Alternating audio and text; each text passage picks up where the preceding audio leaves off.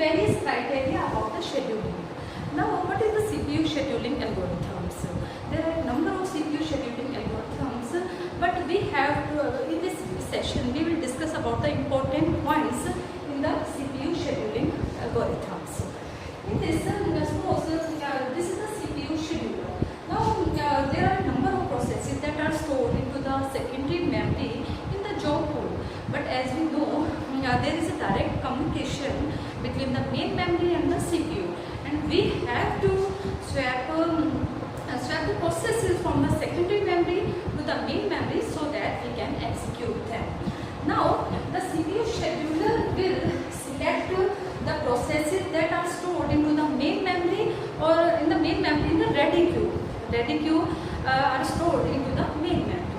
Now, the CPU scheduler is to select the processes from the ready queue that are ready to execute and allocate the CPU to one of them. Now, what is the dispatcher? It gives the control of the CPU to the processes that is selected by the CPU scheduler, or we can say the short-term scheduler. Now, the next thing is dispatch latency. It is the time taken by the dispatcher to stop one process and start another process. It means there are a number of processes in the main memory, or we can say in the ready queue.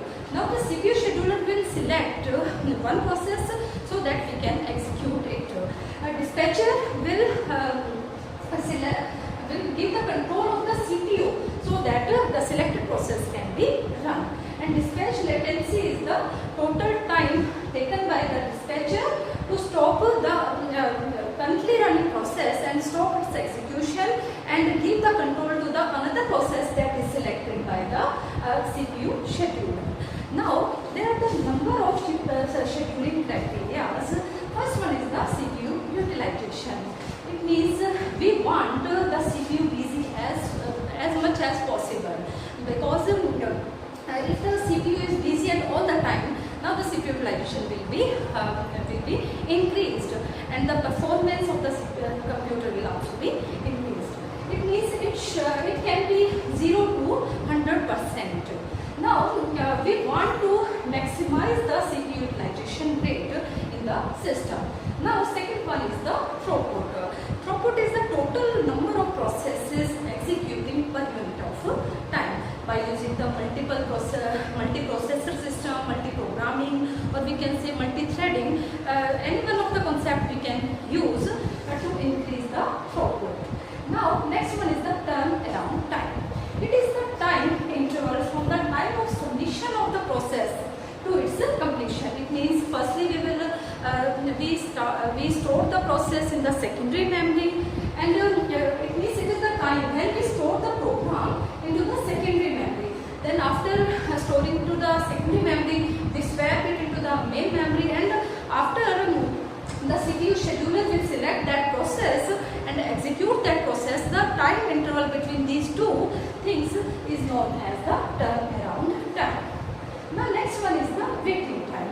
As we have swapped the processes from the secondary memory to the main memory in the ready queue. Now, they have to wait until the CPU scheduler select that process and run on the CPU. It is the waiting time. It means it is the time process. It is the time that the process spent in the ready queue. Now, next one is the response time. It is the time of the process when the process is submitted and its first response will arrive. It is the time difference between these two terms. That is the response time. We want to increase the CPU utilization rate and throughput, and we want to minimize the turnaround time, waiting time, and the response time.